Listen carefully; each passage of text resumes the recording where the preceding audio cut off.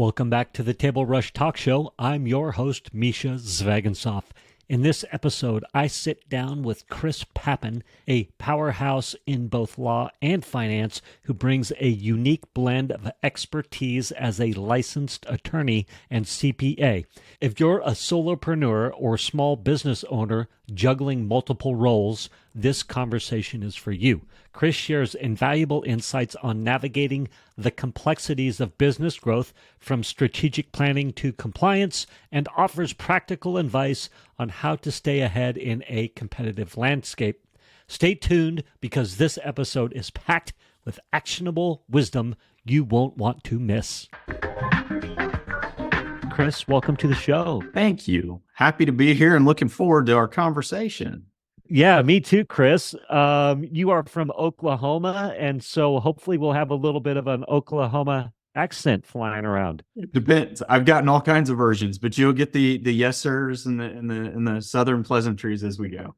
Oh, good, fantastic. And Chris, you are a CPA and a lawyer. And quick, I'm going to read your tagline about who you help. And now, of course, it disappeared. I was all prepared. Don't worry, I can always cut this out. Here we go. Building long-term relationships to help clients thrive. At Papin CPA, we're passionate about helping Oklahoma individuals, entrepreneurs, and small businesses succeed. So we're going to dive into CPA stuff, law stuff, and we're going to go into about entrepreneurship and all this stuff in small businesses. Yes? We are. Whether we like it or not, we're going right in the middle of the good and the bad. Okay, fantastic. And I just wanted to lay that foundation for everybody. So you can go to papincpa.com. Everybody listening, watching, go to papincpa.com and you can follow along and see some of the things we're talking about. And also go find Chris on LinkedIn, simply at Chris Papin, ChrisPapin. And you're active there, so anybody can reach you there, right? They can, yeah. There's all kinds of good free content on LinkedIn. That's kind of our first push to the public, and then we'll redirect back to websites for quarterly kind of learning webinars, things of that nature as we go. So happy to have anybody that may be interested. Cool. Well, let's dive right into it then. Who are you helping, and tell me what you're up to these days mostly. Sure. So the elevator speech is we work with small businesses and small business owners. Over the past handful of years, the boundary has kind of gone away. Everything's virtual. There's a lot of flexibility. My CPA license can take me anywhere in the nation. My law license has got a different limitation around it. But at the end of the day, the way I try to describe it is it's a one-stop shop for entrepreneurs, business owners, folks that are very good at their craft, but need help navigating the red tape or the junk or the stuff that people don't want to do. Well, we're uniquely situated to help with a lot of that. So we step up to the plate and try to get in the weeds with folks. I love that. Well, I don't love that, but I do love that, right? You're speaking to all the stuff that us small entrepreneurs or small businesses, we go, oh, that's great. And then you shed a light on all the things that are lurking in the back of our mind that we know should be being handled, right? Yes. Yeah. The peace of mind, and the way I try to describe it, like if you're a new startup, you know that you're going to live a life cycle over the next 18 months or 36 months, something like that. Sarcastically, everybody's going to be the next Mark Cuban or invent the next Elon Musk thing that's going to be great, right? But statistically, there's this group in the middle that's you got to get your head down. You got to find your audience. You got to serve your people. And oftentimes, even though we're not boots on the ground doing it for people, we can sit at that board of directors table because it's kind of lonely inside a business owner's world. There's not a lot of us that want to tell those negative stories sometimes. We'll share the good ones, but not the negative ones. Or, hey, I'm struggling with internally. So we try to sit in that position to help people reason through, or in some cases, predict. You know, we've seen a lot of startup businesses over the years. Over my career, I've done thousands of them. I know what that life cycle is going to be. I know where the pain points are going to be. So sometimes just having somebody tell you, hey, the stoplight's out in 3 blocks, you might want to slow down, is helpful. So tell me some of the things that, like, the negative. I don't want to put negative. I mean, that's where all the learning is. Like, tell me some of the stuff. Yeah. So you say I like a lot of sports analogies. So if I leave people behind, forgive me. I am a soccer coach, so it just comes natural to me. But I look through the lens of what you do today is going to impact 90 or 180 days from now. So let's kind of take our mindset through the holiday season as a business owner. In November, we start to think about vacations and engaging in family activities, buying presents. December oftentimes is kind of a half month by the time you've got school interruptions and everything else that goes on. So is it surprising to me as your advisor that March was a slow month? No, because your pipeline 90 days ago was thin. So I think some of those intentionality, like we're overwhelmed. There's only so many hours in a day, and we have to flex or we have to be intentional because it's not just about finance or the legal structure. It's how are we feeding those different things? And I don't want it all to be about advertising because sometimes it's not. Sometimes it's taking care of the people that you need to take care of. Sometimes it's setting expectations so that you don't promise something on December 15th and then realize, oh my gosh, I've got my kids, whatever, and I delivered it late. So thinking your way through the seasonality of your business, if that's a thing, the timing of deliverables, especially as folks are growing, that's really where we shine. I need to hire somebody, but I don't know how, and how's payroll work, and what do I do? Just kick it to us. We'll step in and help with those roles. I can't do it inside of your business for you, but we can put the infrastructure. We can help folks reason through. Maybe you don't need to hire somebody. Maybe you just need to be efficient about the technology you're using. Being a sounding board, sharing best practices, making sure people are compliant so they can rest at night or be comfortable that they're going to make their mortgage payment. All relevant conversations, but it really just boils down to advising a business owner through the life cycle of their business. That is so interesting. I'm typing this down. Advising the business owner through the life cycle of their business. Is that what I heard you say? Spot on. Well done. I can't type as fast as I don't want too much dead space. I shouldn't worry about it, but sometimes there's so much power when there's the dead space to give somebody an opportunity to let whatever was said sink in, you know. And I think in this new age, or not so new age, but as we morph more and more into this video content and clips and reels and all this stuff and all the software to pull out the ums and ahs and pauses, it's so interesting to start thinking counter and being like, you know what, let's let that pause be there. I'm a champion of stuff like that. My mom is a counselor, and my whole life I've gotten emojis and colors and the meanings of different things. So you're the power of a pause in conversation to allow someone to have their own thought based off of yours. There's a different understanding that comes of it, and delivering to clients or an audience or getting people to take action. It all boils down to biology 101 sometimes. How do you deliver on that? How do you help people through their process so that they can consume what you need them to consume?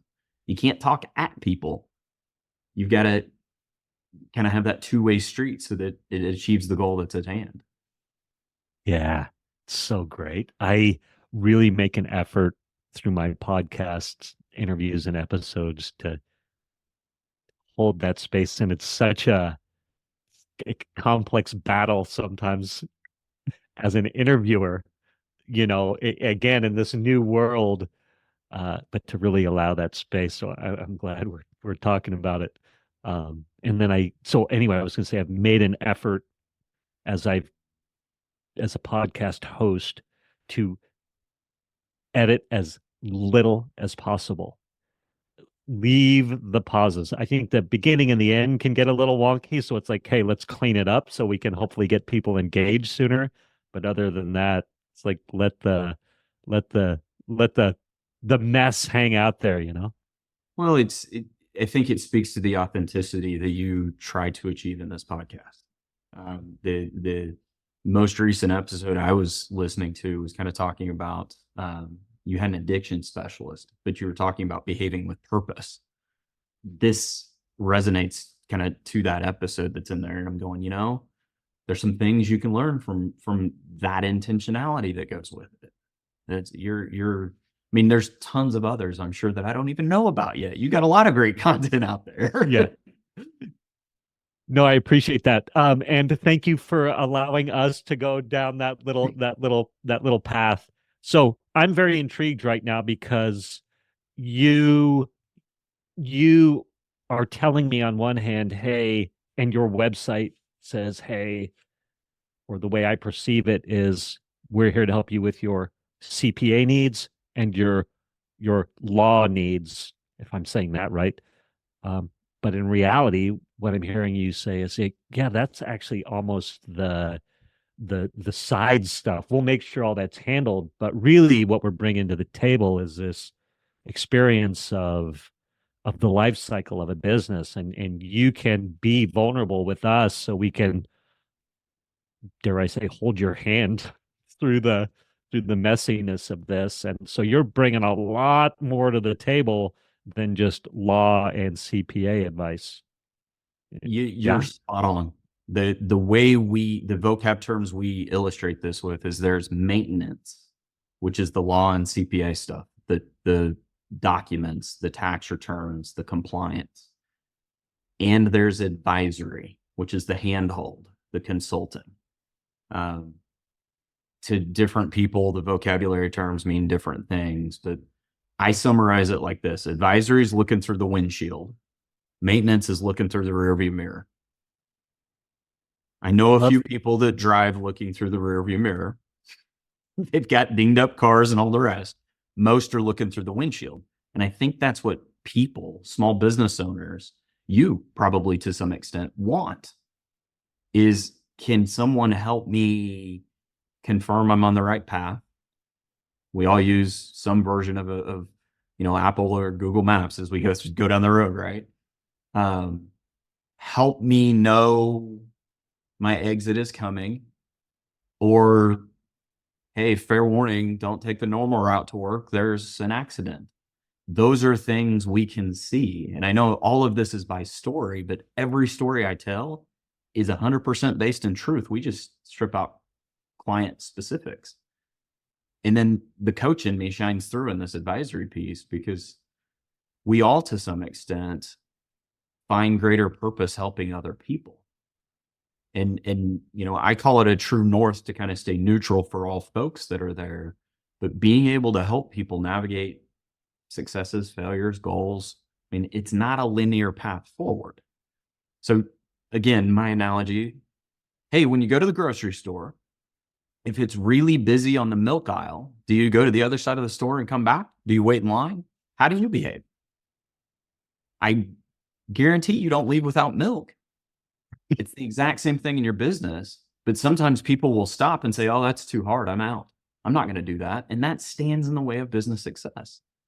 So I think finding ways, maybe you can share a hurdle and we can kind of tease somewhere in there, but as an entrepreneur, we all have them, right? Yeah. Yeah, sure. I'll gladly give you something that I'm working on right now, and we can talk a real time example.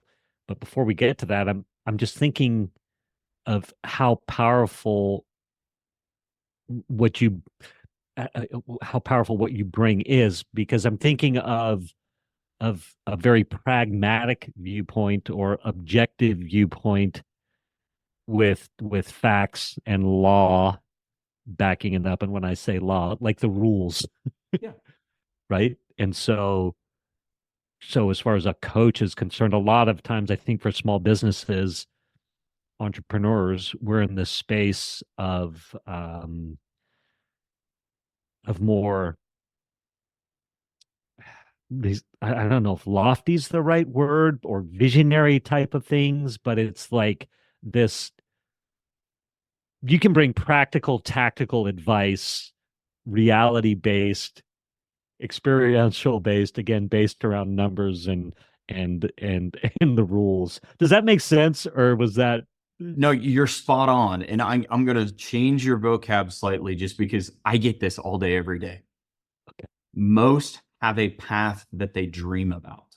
And it's, hey, the most recent one that we had um, a in hospital anesthesiologist. She wanted to start a med spa, kind of control her own day, control her own destiny. The whole time she's like, there's a lot of risk with me being an anesthesiologist. And I'm like, yeah, you don't understand. If you're the medical director of a med spa, there's a lot of risk there. But what she was saying is the same thing that I think you're trying to get at here is I control this risk to a certain point, and then it turns left and it's somebody else's reward. There's that lofty goal, if you will. She can control that. She can dictate how much wind fills that parachute. If she doesn't like it, she'll pull on a string and turn right.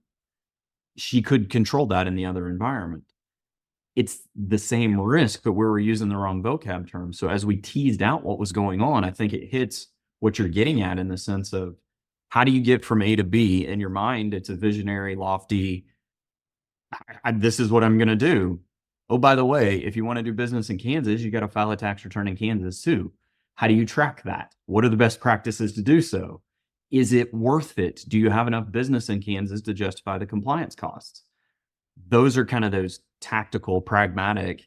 They are rule based. A lot of it is, the thing I get is everybody tells me I don't want to be in the gray. Everything is black and white. There's not a whole lot of gray in today's world for small business owners. They're just unfamiliar. They haven't done it before. We have, or we've done it with folks. Yeah.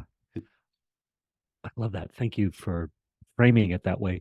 I'm curious, are most people coming to you with the I have a CPA problem, or a tax problem, or accounting problem, a budget problem, or a law problem, and then this other world opens up to them, this advisory, experience-based solutions?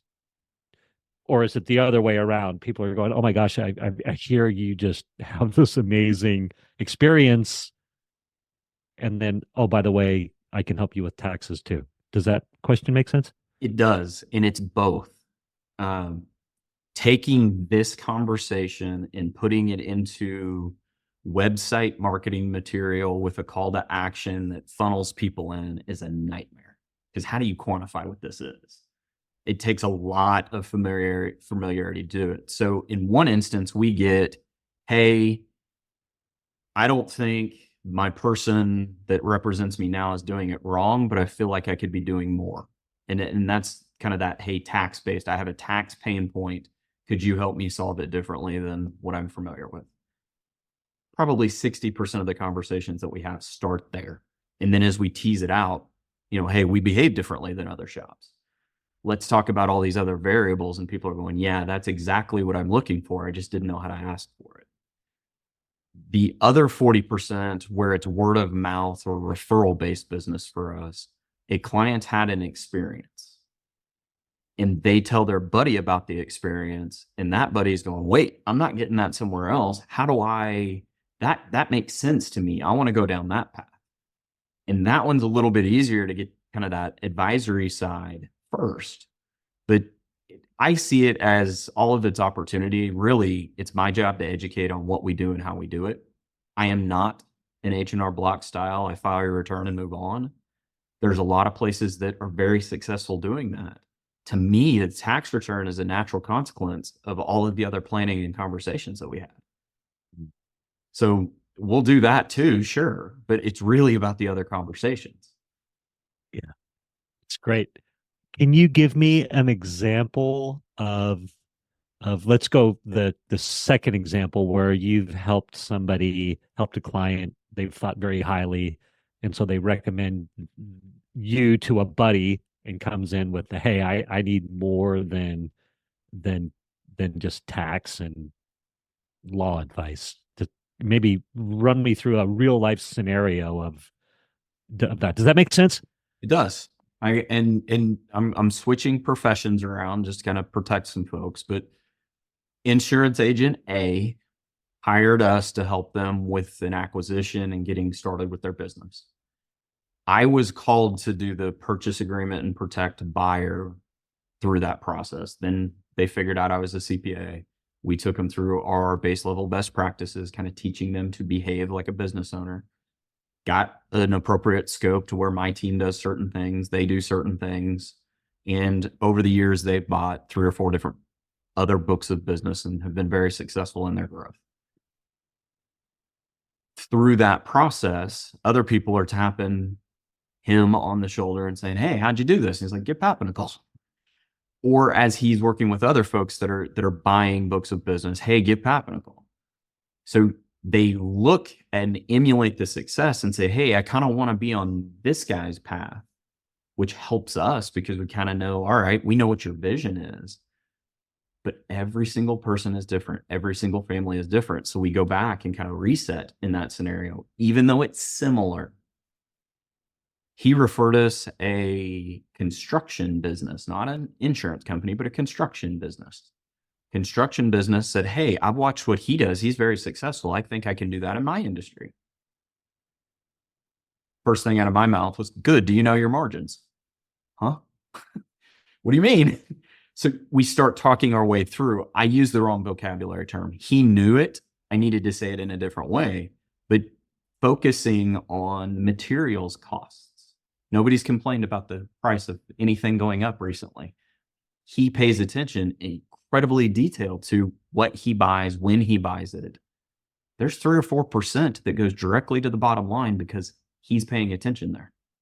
Why? Because that was his former profession. He flipped out, did something else, and just happens to be leveraging that to his benefit. But it's 2 stories that are on the same path of growth, acquiring, growing, but vastly different industries. They just happen to be friends. So I think it kind of illustrates, to some extent, I don't care what the industry is. We will serve most comers, is the way I say it. There's some areas that we're just not big enough to serve, like manufacturing, or if you require audits or attestation work, not us, but we have strategic partners we would help connect folks with to make sure that they're getting I's dotted and T's crossed appropriately for them. But that's where I think I say small business owner. Mom and dad were small business owners. I am one. I grew up. I hang out with small business owners. I literally don't know any other way. So it's in my DNA. Just like I said, first thing out of my mouth, "Do you know your margins?" Didn't mean to. That's just what came out. So interesting. You helped really shed a light on something. If I heard you correctly, you can help somebody who's growing an insurance agency grow by acquiring other people's books of business strategically, tactically. Let's evaluate the book of business, make sure this is a smart investment, structure the contracts, all that kind of stuff. Is that it's in effect what I heard you say? We can, yeah. How you choose to grow can be lots of different ways. And I am by no means an expert in all of them. But if you want organic growth, there's a path. If you want to acquire, there's a different path. For a lot of professions, you kind of have a funnel, if you will, rather than the pyramid, because there's fewer professionals entering into particularly licensing than there are retirees. So when you think your way through that, there's a lot of business you could go acquire from these retirees. But how is one person going to do the work of 4? Technology, tools, risk assessments. I mean, can you professionally achieve the goals you're required to achieve without committing malpractice or making mistakes? So all of those factors weigh into a conversation. Yeah. And again, the business owner dictates the path. That's the visionary, the dream that we were talking about a minute ago. They'll give us enough scope to kind of know where we are. And then we can make a decision about, does it make more sense to spend dollars on advertising, or should we just acquire a revenue stream? What does it mean to do each? And how does that impact your day to day? I love that. I heard you say this. It sounds like there might be another opportunity for any young people wondering what to do with their lives moving forward is go get licensing in anything that requires a license because less and less people are doing it. Um, so there's going to be a greater need for that. And so you could start that and then you could build a business quick, perhaps via acquisition. Is that what I'm hearing you say? Is Absolutely. that's an opportunity out there? It's a giant opportunity for people, particularly in, I'm going to call them blue collar trades, but plumbing, electrical, HVAC, like construction based industries. There's just a people gap. I've watched a whole bunch of things, and we do a bunch of studying on kind of this topic. Our software provider, Thomson Reuters, also gives us a bunch of research material to kind of know what industry trends will be. But in the news today, everyone is hiring and everyone is looking for a job. And that doesn't make sense logically. How are both happening? And it's a mismatch of skill sets. It's a mismatch of the execution. And for the first time, all kinds of people, you can be a delivery driver on your own time. You don't have to work for a company to do it. So there's lots of change in that area. And yes, I would tell any young person listening to this right now today, you need to go find a trade, go get licensed. There's going to be some hard work involved. There's a path. But when you get there, there's as much work as you want out there. You're going to have to you can kind of name your price. It's not going to be astronomical, obviously. It's got to be reasonable in the market, but you can kind of pick and choose your jobs. There's enough work if you want it. And that's not always been the case. Yeah, I came out of school in a time when everybody was hoping there was enough work in the kind of early 2000s window of mortgage crisis or economic difficulties. It always ebbs and flows. There's corrections, part of the game. But right now, that's a great place to be. And yeah, I think you're seeing it. And you don't even have to advertise for that stuff because people need it. I think too, as far as pricing around that, you said, hey, you can pretty much charge what you want or set the market. I think too, speaking to that, the more you're able to systemize your process as an electrician, as a plumber, or any of those, I guess, hard trades or blue collar trades that we're talking about here, the more you're able to systemize that, especially the customer service side, the showing up, being accountable side, like being professional around it, um, boy, then people want that. Then you can really charge accordingly. Pick on your favorite telecom service provider here. But we've all been stuck. Yeah, the service tech will be by sometime on Thursday. And then you get to the end of your window and you call them, you say, where's the service tech? I've wasted my whole day. Oh, well, I'm sorry, we had to reschedule till tomorrow. You want to lose your mind. But you're right on it. If you can get somebody that'll show up, be professional, not track mud through the house, they'll call you right back the next time. And these are all simple, intentional things, very intentional things, but simple to do. Simple to do. You spoke to acquisition for growth, and then you said, or the organic growth channel. Talk to me about organic growth and what that means to you. I heard some advertising in there, but maybe speak to that a little bit. Yeah, so the organic side to me is kind of a combination. And in my world, advertising is different than marketing, which is different than referral networks, which is different than and you even get into, what version of online or SEO is different than social media. So inside of that, I'm just gonna blanket say advertising, just so it's all covered. How you do that matters. Who you market to matters. And I think for the first time in a very long time, you do not have to spend mountains of money to be very narrow in who you market to. So you can hit the nail on the head with a very reasonable spend. Timelines on that, the way I describe it to clients is, you start a marketing campaign. We all want the phone call to start tomorrow and the service calls to start on Friday. But the reality is that could be an 18-month run up. It could be a 36-month run up. And this goes back to some of the systems conversations. How do I want this to behave? What experience do I want the customer to have? What are the things I'm good at as opposed to maybe not good at? Or what do I want to do as opposed to not want to do? So I believe you should lead into that with, I want to work on these 10 things. I'm willing to work on these 5. I'm not willing to work on the next 5.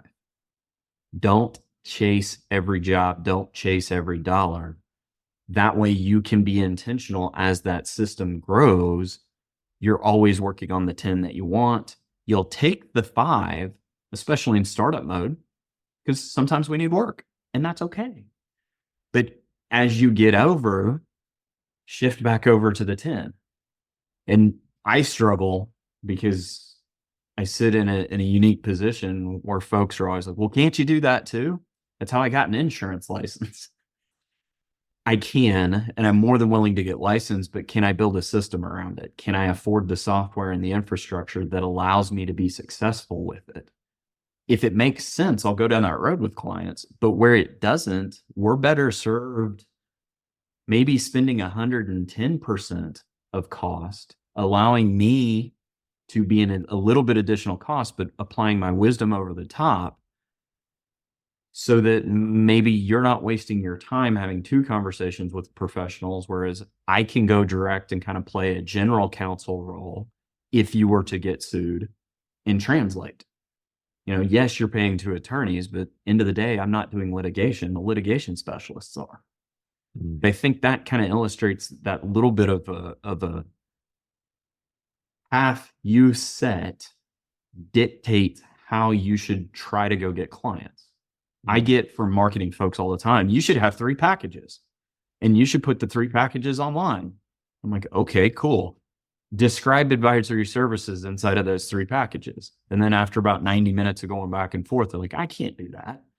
I know. So there's things like this. There's bigger conversations. There's networking opportunities. There's other ways to achieve that goal that aren't in a call to action landing page. Yeah. So you've got to figure out what works for your business. Where we're really good is sitting next to folks and working with them. We're not the most efficient and the fastest button pushers, nor do we want to be. We're not trying to create cow tax returns. The tax returns are a result of the planning. We want to do the planning. So it's a different approach. The car, the sedan, and the truck will both get you to the grocery store. The truck's going to take home a whole lot more stuff. If you need a lot of stuff, take the truck. If you don't, maybe the sedan's a better solution. And that's where we need to focus. Am I better serving someone with a truck or someone with a sedan? Yeah, I love that.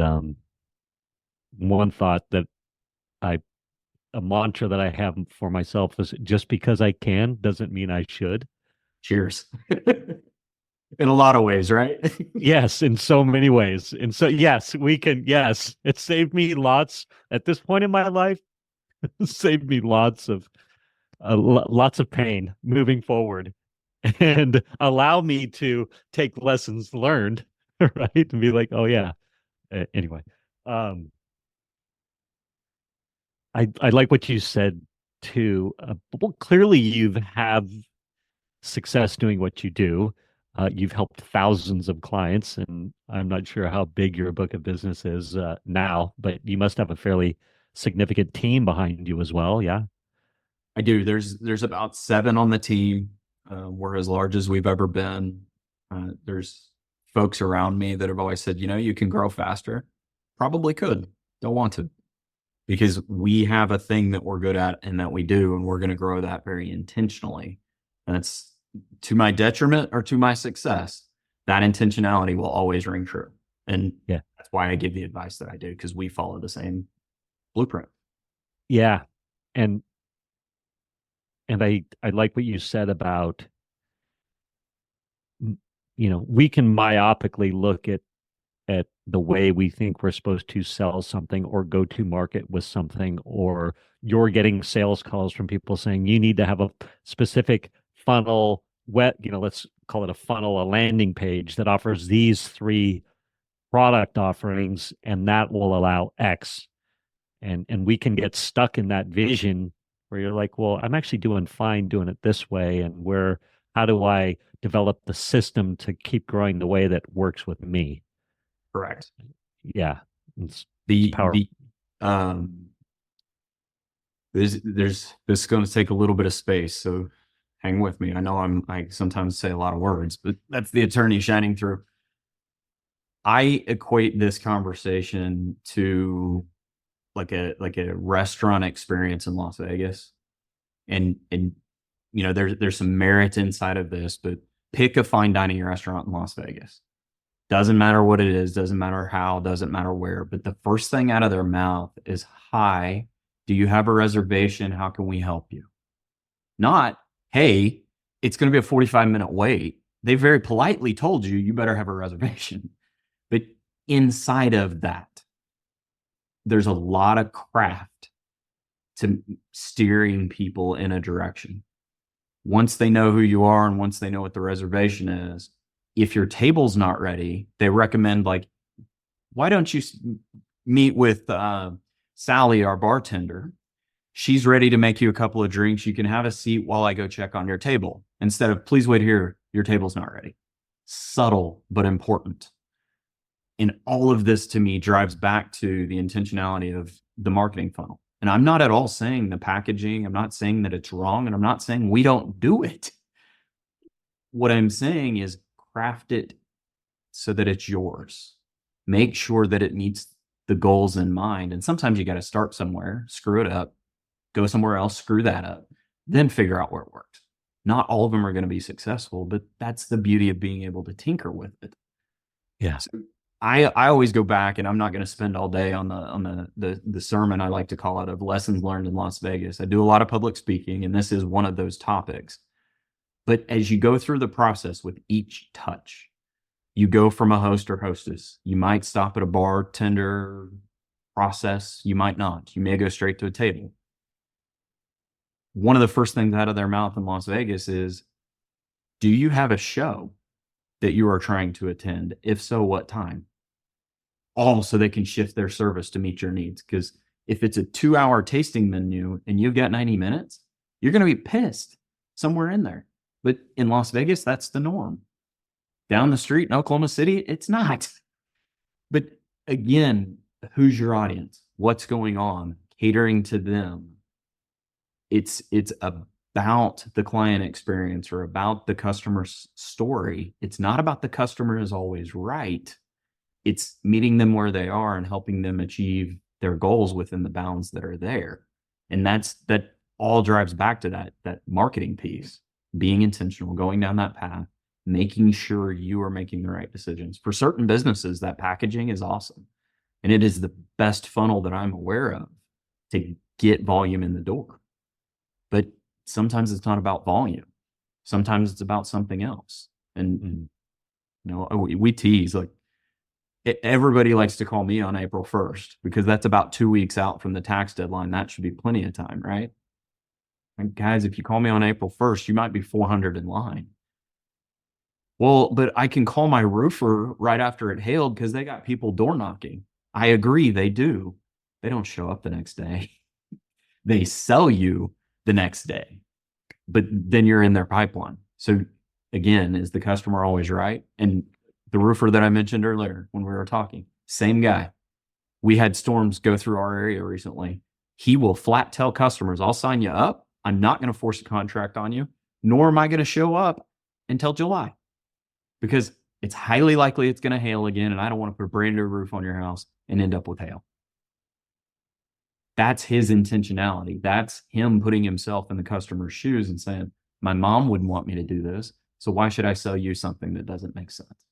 Yeah. Those are the subtle little things where I think if you can find those kinds of businesses and those kinds of business owners, everybody wins because you're meeting everybody's goals.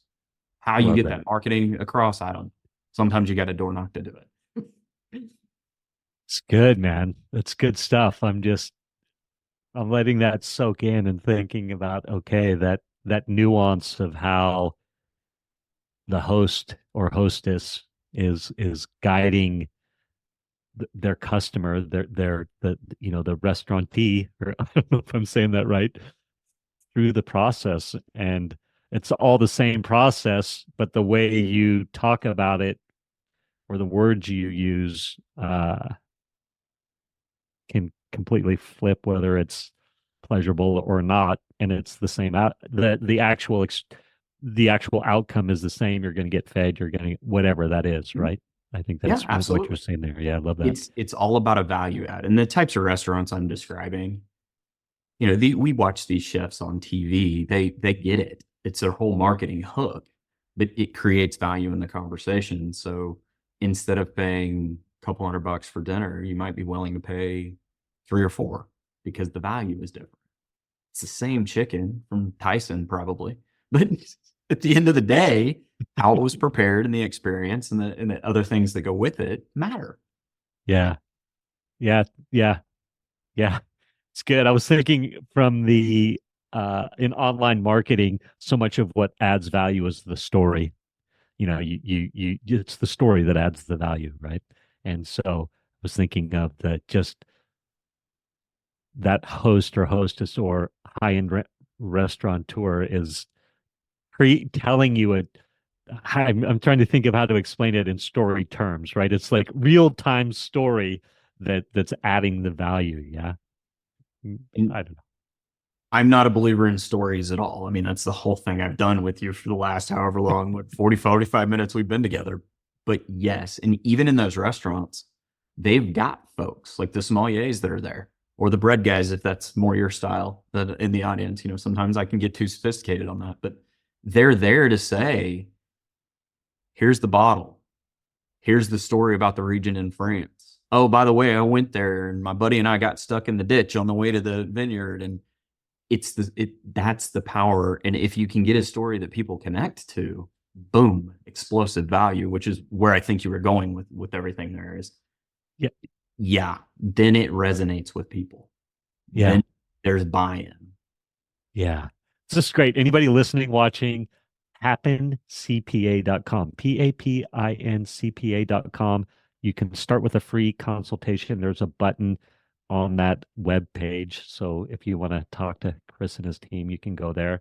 Uh, LinkedIn as well, Chris Papin. Just put in Chris Papin in the search field and you can have a conversation with Chris and his team. If you're grooving on this and resonating with this and liking what you're hearing, I have a coach, Vince, my coach Vince, and oftentimes, you know, I'll be more on the lofty, dreamy side of things, and he'll come at me and he's like, "Okay, let's," out of nowhere, he'll be like, "All right, well, what's your anticipated revenue? What's it going to cost? Da da da," and he'll break it down. And what's your goal? And I'm like, "Do we have to have that conversation?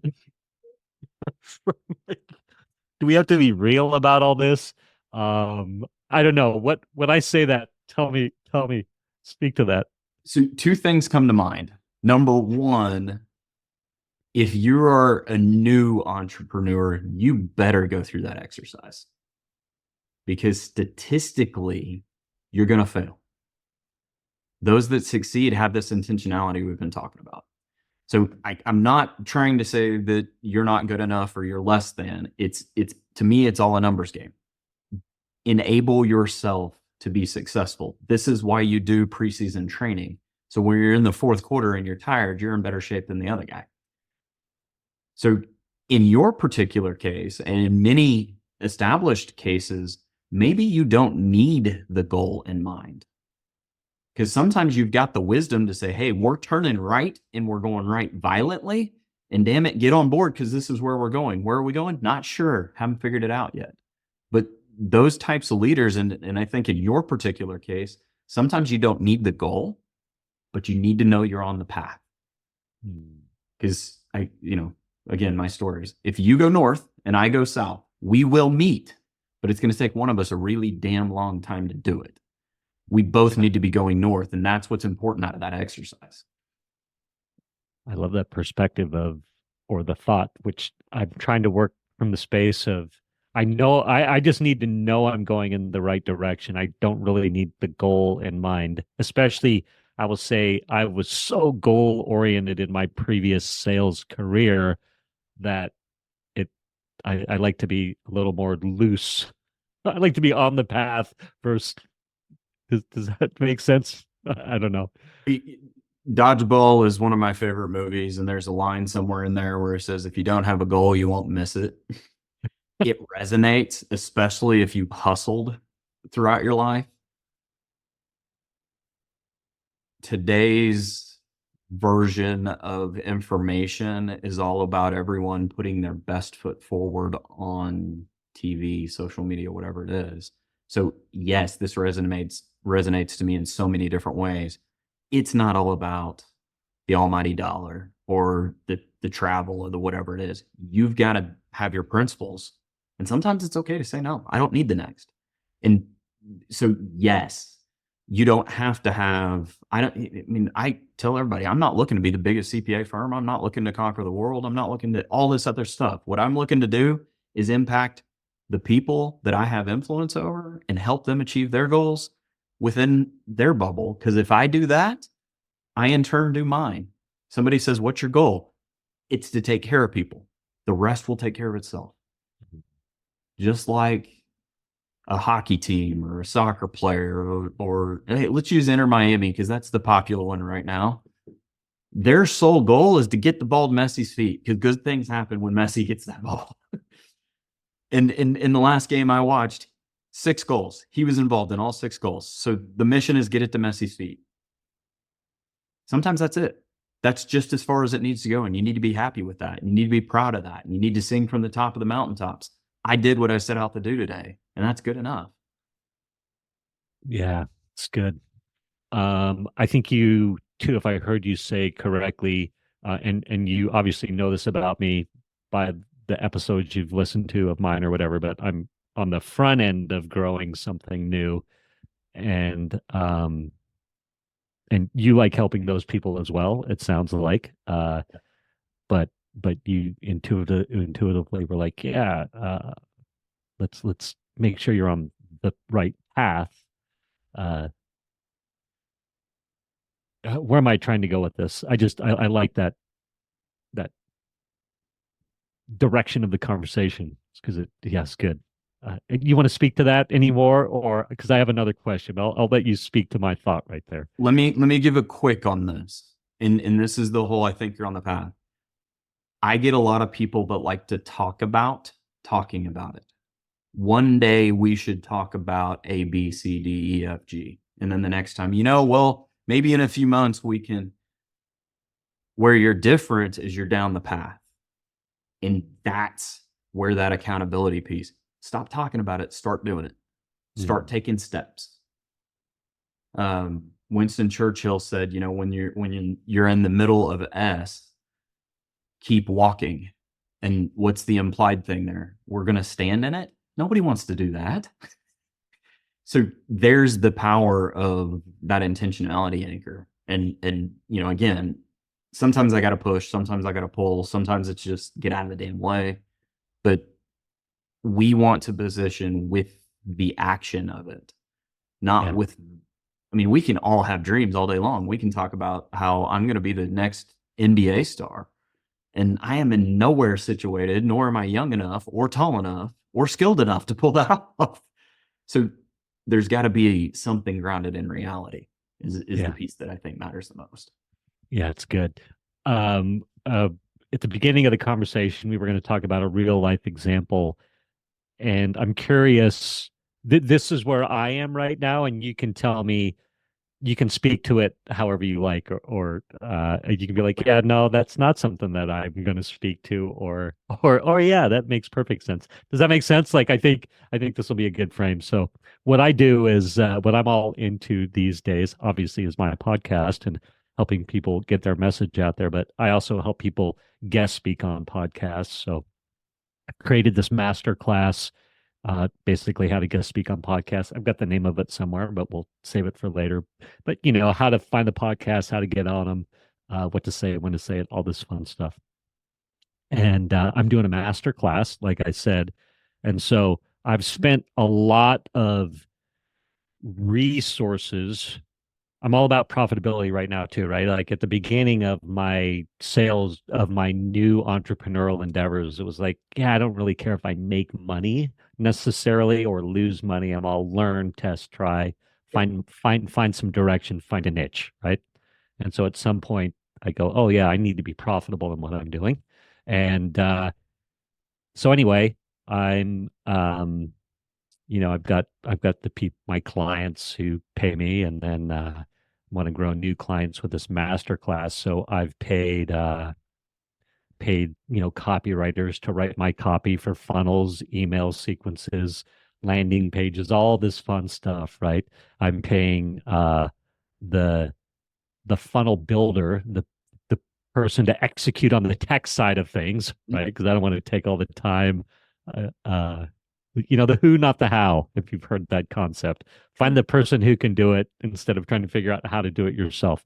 Anyway, the so trying to maintain profitability, want to bring in new clients. At the same time, it's like as you're new in a business, we often can, as new entrepreneurs, we can hit the point of heck with it, I'm done. Let's scrap it and go to Trader Joe's or something, get a job at Trader Joe's. Not that there's anything wrong with working at Trader Joe's. Love Trader Joe's. I don't know if you have Trader Joe's in Oklahoma. Awesome. And thank you for indulging me. So, point is, I'm putting all this time and effort into executing on this master class. So at the end of the master class, I can make my offer and people can buy, right? At the same time, as people register for the master class, they hit register and then they're presented an offer so they can buy before the master class. Okay. So as you're going along, as I'm going along, insecurity starts to set in like, oh my gosh, this is a lot of work. And then I've spent X amount of resources to get to where I am, let's just say right now. And I'm the type of guy that I'm going to execute on this, but the insecurity is man, is this going to fail? Am I on the right path? So you spoke to, are you on the right path? We can help you see that. But at the same time, it's sunk costs. I'm like, I've spent all this money. Am I going to throw more good money after bad, right? Creating more tech, more funnels, more copywriting, just throwing a lot out at you. But that's the space I'm in. I'm like, man, and executing on this master class one-to-many sales is quite an endeavor as it's new to me. Whew. There you go. I'm going to let you work with that. So two things before Yeah. I launch an actual answer. Number one, this is how the data comes to me all day, every day. Yeah. So beautiful example of if you don't know what to ask, schedule the meeting, come on by, we'll figure it out. It's some of the hustle. The second piece that's in here is you have some history to pull upon that sometimes can be a good benchmark and sometimes can be a bad benchmark. So I'm solely acknowledging it. I'm not saying whether it's good or bad quite yet because we don't know yet. And you're not going to know yet because you need the power of time behind you to make that analysis. But what I hear as you're going through this and you're talking your way through it, there's an intentionality. There is an actual goal in mind because you've kind of got a circle around a certain demographic of folks. How do I funnel them in? How do I serve that base? Assumption, but maybe a question that I should ask here. Once the master class hits, do you have infrastructure to seek feedback from those participants? Good, bad, or ugly? Meaning at the end of the master class, I can say, did you enjoy this? What did you take away? What was good about it? What was bad about it? Something along those lines, or a survey, or whatever it may end up being. Uh, I could implement that. It would be frustrating, but at least if not on this one, I could do it on the next one. So part of the reason I asked the question is for us. I have a government form and I have government deadlines that dictate a piece of my job. Like it or not, you got to do it. Deal with it. You don't want to hire me, hire somebody else. Still have to do it. You don't. So there's an elective piece that goes with this where I think we kind of go back to some of the conversation that we had in the beginning about customer experience. If there were roadblocks for folks, you need to know about them. If there were successes, what are they? And will you please give me a Google review or sing from the mountaintops? Tell your friends, funnel somebody else in. If there were negative experiences, I lived a similar experience. A friend referred me into a similar kind of platform, a non-competing deal. But I was very focused because of the seasonality of my business on dates. I needed certain things to line up in a certain window. And what was sold to me was certainty, certainty, certainty, certainty, certainty on the dates. Okay, 5 times. Here's the calendar, got it all set up. You know, the first thing they did to me? Changed all of the dates to times that didn't work for me. And the response was, hey, Chris, we're going to make the recordings available to you. We have a lot of resources. We're going to actually give you an option to go over here on this other alternate. It was, I think, okay under the circumstances. It was a decent response, and that I admire every step of the way to come to the table. They circled back at the very end. They said, hey, Chris, what was your feedback on our workaround? And I said, given that I asked 5 different ways and that the timing delivery was off, you diminished my experience. And at no time did you say, did I get my dollar's worth? Which is why I'm asking you for the feedback on the back end. We do it constantly. And I say constantly, we don't always send links. The problem is I owe how much? We missed our mark. So inside of here, because you have what I'm going to call an elective, I see a lot of opportunity around working with the folks you have in the door, crafting it, using it, leveraging who they are. Very similar to what we do. Because the things we want to talk about, the elective things we want to talk about, you know, nobody's forcing people to be at the table with you. They want to be there. They see value in who you are. Cool. How do I vest with you? Because you're sitting at my table today. So you've built a lot of infrastructure to get there. Unfortunately, maybe you need a little bit more on the back end just in case, but I think that's where your success lies, because you execute on this, and let's say you get 100, 80 of them are happy, they'll yield 160. I mean, I think you just kind of follow statistics. It will play out in the way that you want it to. And, you know, aside, I know I don't know you well, but I have enough of a presence. You'll be successful on this. We're not worried about that. Yes. But that's a biological factor that's going to kick in here. Just the way our brains work. When you've never been down that path, there's fear. There's uncertainty. Am I doing the right thing? So what better way than to get somebody who just consumed to say, yeah, that was valuable. You can bow up and, you know, it's just like you threw a big slam dunk down in somebody's face. You can flex and do all the things. Yeah. Yeah. Yeah. It's good. I get a lot of spontaneous in what I do. I get a lot of spontaneous positive testimonials and feedback, which is great. I just made a note, you know, at the end of the master class, you know, I've got email sequences going. So I think a natural one to add in there is going to be, what was your experience, or some version of that, you know, and would you like, didn't like, where did I miss the mark, or whatever that is. And then I think implementing that tactically or strategically in more parts of my process instead of sort of winging it. But so I like that vision. Thank you for that.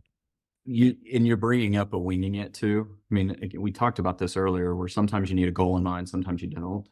Yeah. You're savvy enough, you can wing some of it because you get a sense as it goes. Yeah. Not everyone has that wisdom yet. I know when I was a young gun, I was the technical best at everything, and I'm real good at sitting in the room going, hey, did you know you didn't do A, B, and C? Clients hate that stuff. You can't come in hot. So you have to have both sides of that so that there's an intentionality to get there, but also open your eyes while you're doing stuff. This is something I tell my soccer players. The best story I've got in soccer. 8 consecutive weeks we talked about triangles in practice, triangles in practice, triangles in practice. The whole deal on a soccer field is you get 3 people and you make a triangle, and you slide around in positions to pass in triangles, and you can wear the defense out all day long. One of the players comes to his very last game. We are getting our tails beat. And he comes off and he's like, "Coach, I need a break. These guys are just getting in these triangles and they're just, wait, is that what you've been saying?" You may know it, but sometimes until you experience it. And that's where I think that audible, that winging it, that on the fly, that experience is really powerful. And you got to trust that too. Yeah, it's good. Thank you. Thank you for speaking to that. I'm looking at time and all of a sudden the hour has slipped away. I think AI is such a hot topic these days. Generative AI, Chat GPT. I think interestingly, a lot of old tech is just getting labeled as AI these days. But side note there, you want to riff on AI for a minute, and that can be any way you want. So you started right with it. The question I actually ask when people say, "Hey, will you comment about AI?" is, are you asking me to speak about AI or are you asking me to speak about automation? Because there's a difference. What I think most perceive as the AI today is actually automation. And we're just now kind of in a space, kind of like Zoom. Pre-COVID, oh, I don't want to do a virtual meeting. I got to turn on my camera. During COVID, I don't even have to wear pants. That's where we are with automations. People are in a space where, hey, automation's great. If I could just have A, B, and C happen. So a lot of the clickbait ones, like, hey, it can respond to your email. That's just an automation. There is some intelligence in that because it's actually dissecting the questions that are asked. We know immediately when clients are using AI because A, the email's longer, B, it doesn't say sent from an iPhone, and C, it asks buzzword questions that I know my clients don't know. So how you use this matters. The translation in the process matters. Had a client literally, this is great because yesterday they said, "Hey, I asked ChatGPT the answer to this and it told me A, B, and C. Is that correct?" I was like, "Well, since it knows everything, it's got to be correct. Why are you asking me?" And this guy's a software engineer with Amazon, so he knows very well it may or may not be. He said, "Because I know where the limitations are, I want your professional advice." So that's where I live right now. Is it's a beautiful tool. We're at the beginning of learning how to understand it, but as long as the inputs are bad, the outputs are going to be bad. It will learn over time what you meant by your question. And it'll start to massage it in a direction, because I've been playing with my chat GPT by feeding it certain things. Now, if I say, "Hey, how do I make a payment to the state of Oklahoma?" it knows I mean a tax payment because I've been asking a lot of tax stuff over time. That's where the power of AI will lie. But we've got to use it and not be scared of it for it to get better. The language learning models rely on data, and particularly personalized data. So good or bad, that's kind of where I land. Are you using it in the things that you're doing in delivering content or developing content? Absolutely. I love it. It forced my hand. Fortunately, I set a date, was trying to execute on a project actually about a year ago. And, that's when a year and a few months ago, actually. And when Chat GPT really sort of came to rise, and I was like, I just started, I started using it and embraced it right out of the gate. And it helps so much. It helps so much. I would say I'm lucky in that I have a creative, like a left brain, right brain. I tend to play in both those spaces fairly well. So Chat GPT, I think, can serve a lot. It's kind of an ambiguous answer. I don't know. But I will say this. I definitely use it to help craft emails, start thoughts. I think it's so great to accelerate the creative process, honestly. And I think as well, like I know that, and there might be a little ignorance in here, but people are like, oh, all these copywriting issues. You can now just go write something in the vein of whatever Martin's name is. What's his H.R.R. Martin or whatever his name is, Game of Thrones or something. Like write it in the vein of Game of Thrones, and that's not okay. And it's like, well, no, it is, because we used to hire somebody to go, we want you to write this in the vein of Game of Thrones. Now we can just accelerate that process, right? That's the way I tend to look at it. I definitely use it a lot as well to automate to automate like show notes and things like that. Creating GPTs to I can just put a the transcript link into my GPT, and it runs through processes in my voice. So there you go. Those are some ways that I use it. But I'm thrilled to hear it, because I've had some folks that are like, hey, what are your thoughts on it? Have you used it? No, that's not helpful. I had the luxury of listening to one of Microsoft Copilot's high level engineers, and part of his job now is to kind of get everybody socially comfortable. And he was speaking to some of these copyright issues, and he is not taking a position on one side or the other. So I want to make that clear, because he said it like 78 times. But the companies that are developing these tools take this very seriously. They don't want to rob people of copyrighted material. But there is a balance to be had. And a painting that is Jackson Pollock, or a painting that is like a Jackson Pollock, I'm not a copyright attorney, so I'm going to stand in the place and say it's gray. We don't know. Probably there are some things that are very cut and dry on them.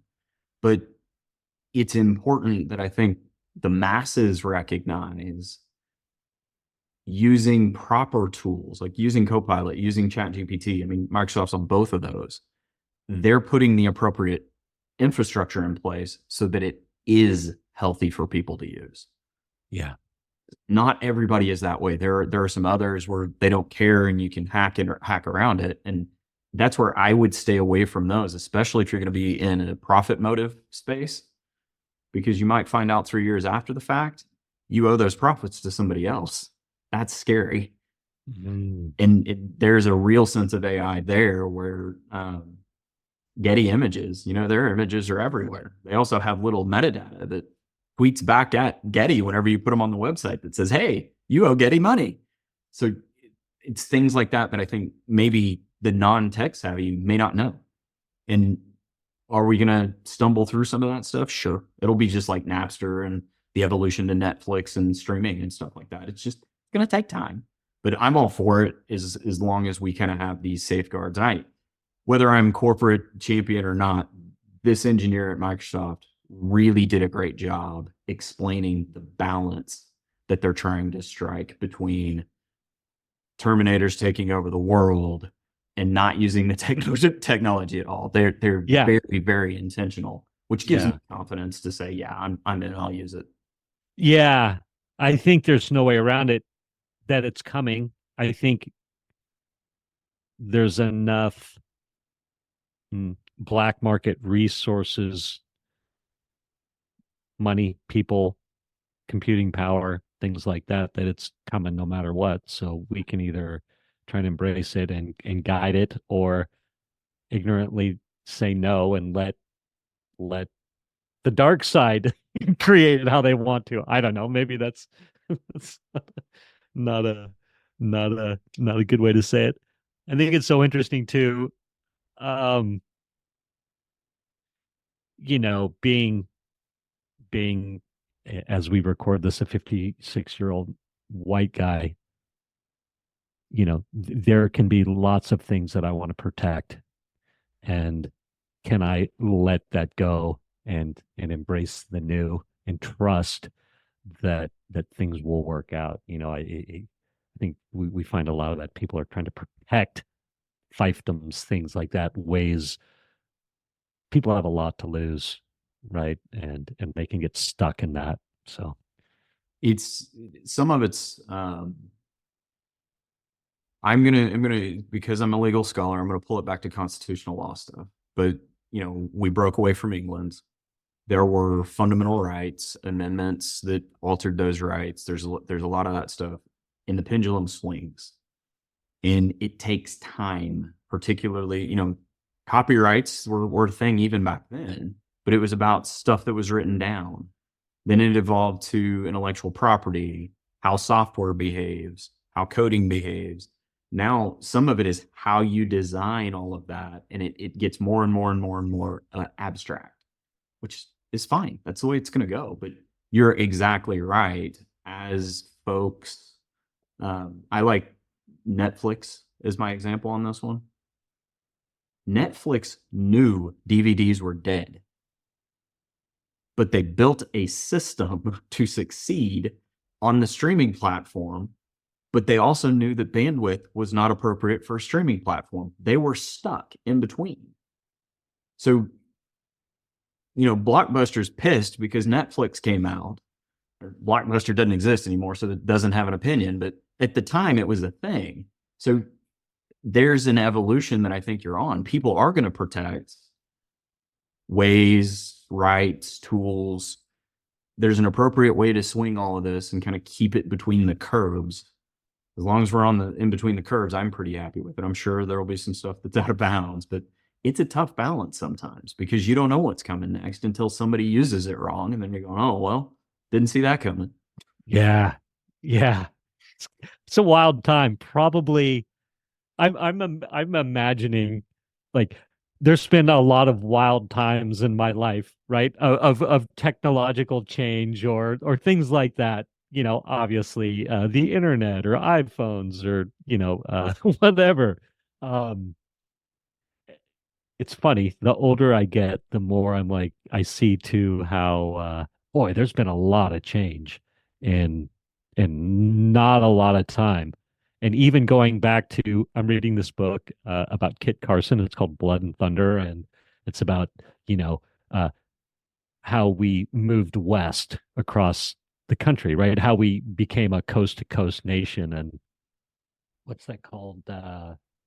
What's the term that we use to justify going across the country and taking all the land?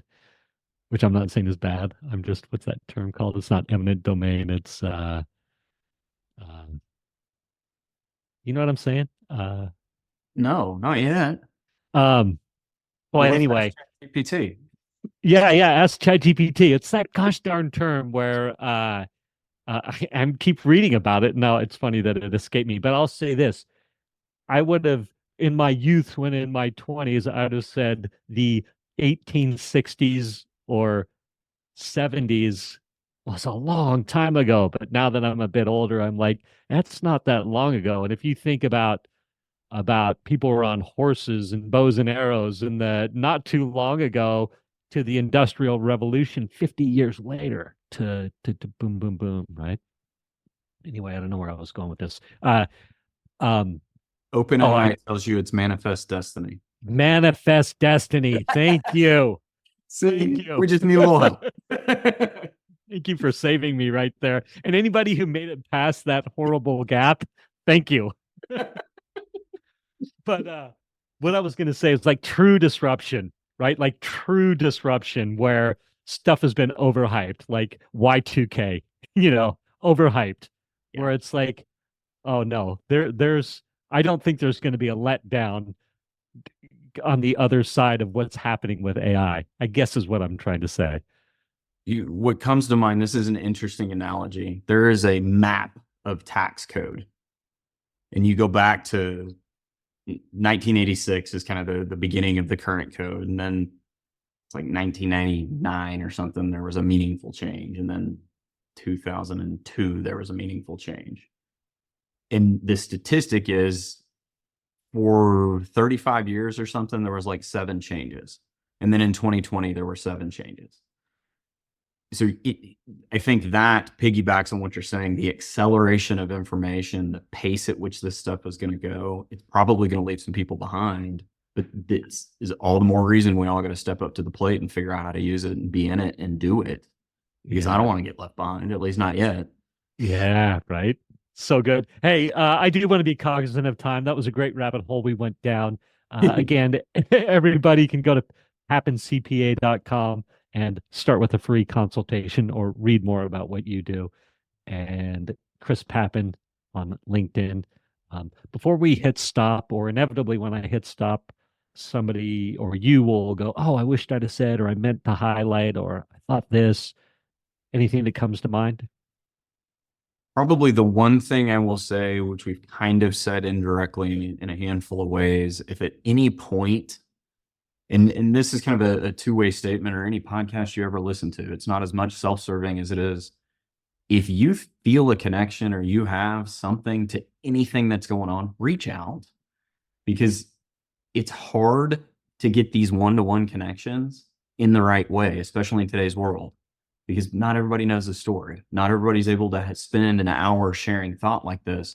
So whether it's to Misha and his team, me, another podcast where somebody you listen to somebody, reach out, make that connection. So what, you don't work together? The 30-minute free intro call, maybe there's a good person on the other end that you stay in touch with. That would probably be the thing I take out of this. Use the different tools available for networking. Podcasting happens to be one of them. Amazing. Thank you. I'm going to hit stop and we'll say goodbye offline. Thank you for listening to this episode of the Table Rush Talk Show.